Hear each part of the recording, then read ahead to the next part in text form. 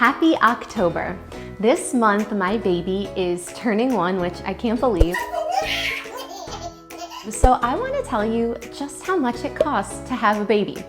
I decided that for the month of October, I wanted to talk about some things that I've learned this past year. They say it takes a village, and I kind of feel in my personal experience after having a baby that all of those cliches are true, especially that one, it takes a village. And so I kind of wanted to share some things that I've learned along the way, some tips, tricks, advice, just my experience in general. So today I'm going to tell you about my medical bills. I want to tell you what I paid out of pocket during my pregnancy. I want to tell you what I paid out of pocket for my hospital stay. And I also want to share with you some of my favorite charges from my hospital stay. And in the end, I'll tell you my grand total of my hospital medical bill. It was a lot of money. So here we go. So I wasn't planning on starting this off with advice, but I'm gonna do it because you know what? That's what happens when you're pregnant and when you have baby. People just start giving you unwarranted advice, and apparently it's contagious. So here we go.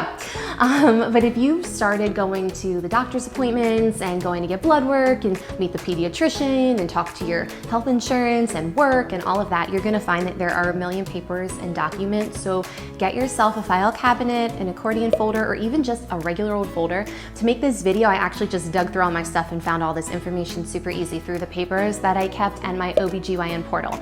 If your OBGYN or really any doctor offers a portal, definitely take advantage of that and log in, set yourself up with an account because it's super easy to find your medical records and all that. So that's my first tip, my first little piece of advice. So anyway, I went back and I looked. So when I went to the doctor and found out that I was pregnant, it was a non-routine visit. So I wound up having a $40 copay. And then what happened was the doctor said that, you know, if you're going to be my patient throughout your pregnancy, which of course they would be because, you know, I had been a patient there all along.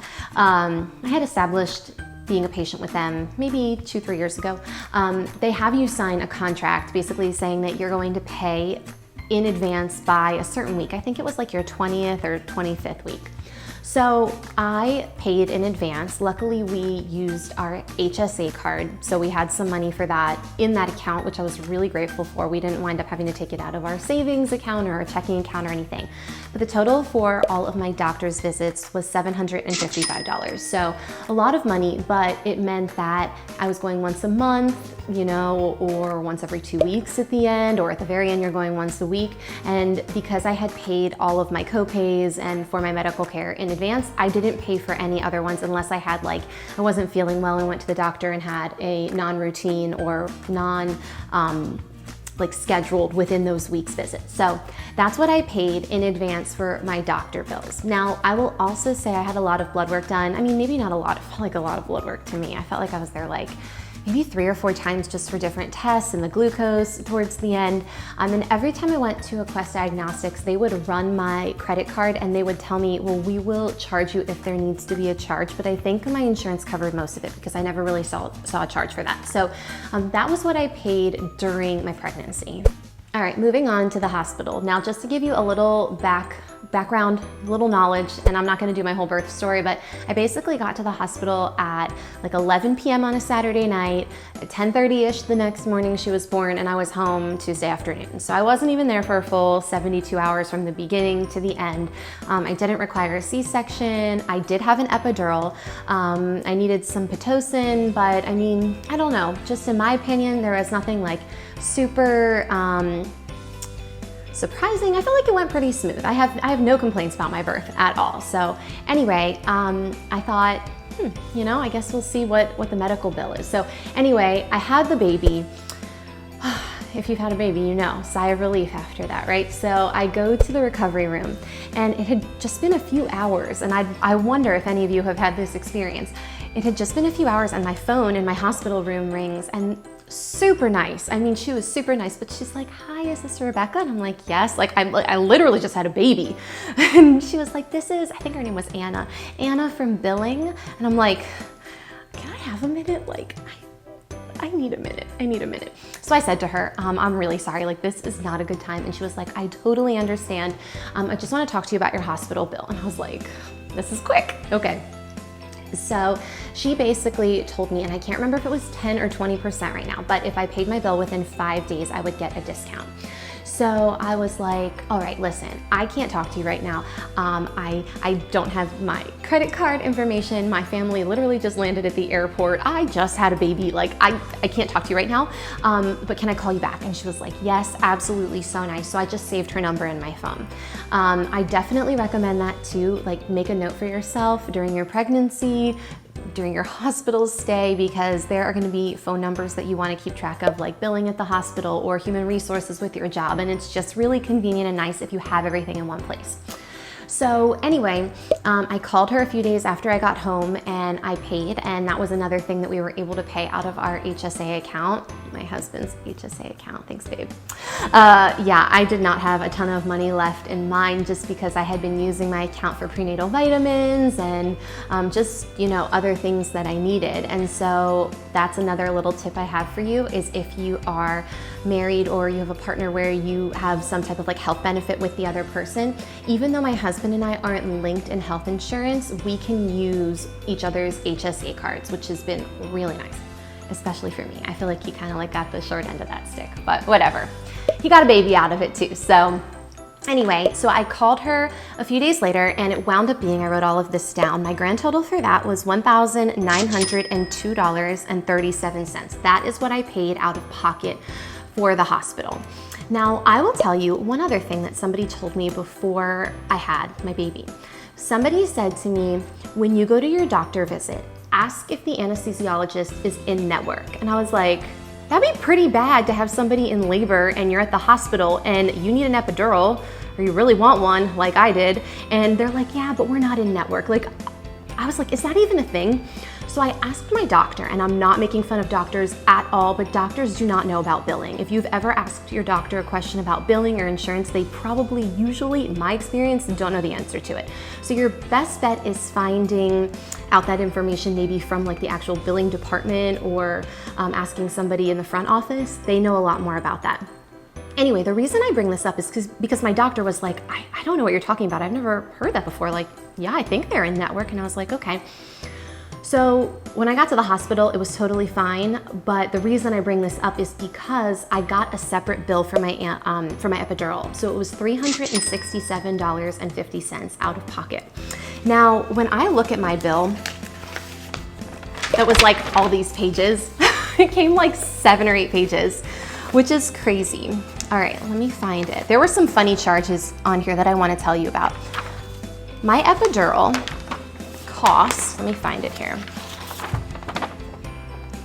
Let's see. I feel very strongly about that epidural in a good way, very good way.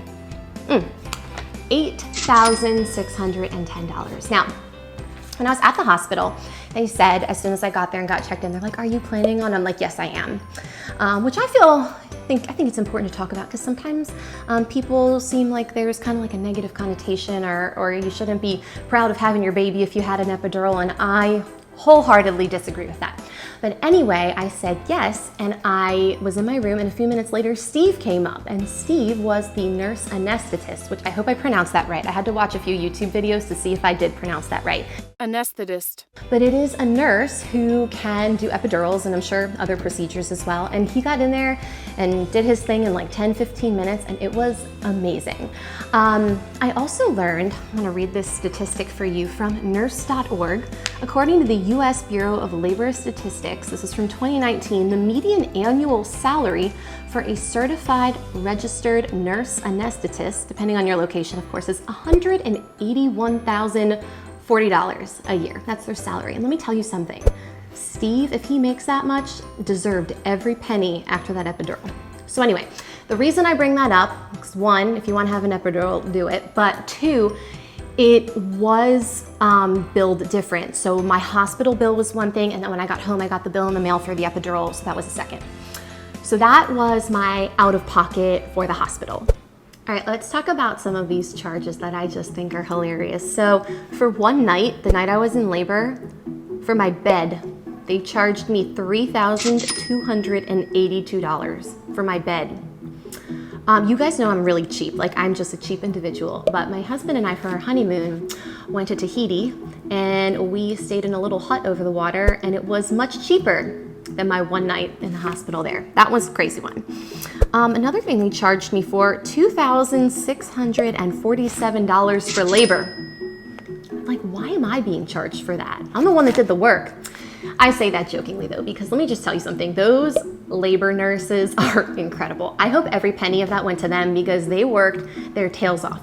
I'm always thinking about like different careers and like what people do in their jobs. And I remember being in labor thinking to myself like, like what if she has to go to the bathroom right now? Like she can't leave me. And she like didn't. There were a couple people in there actually. And I'm like, it's so selfless. So I hope all of that money goes to them. But that was definitely a funny charge that I saw.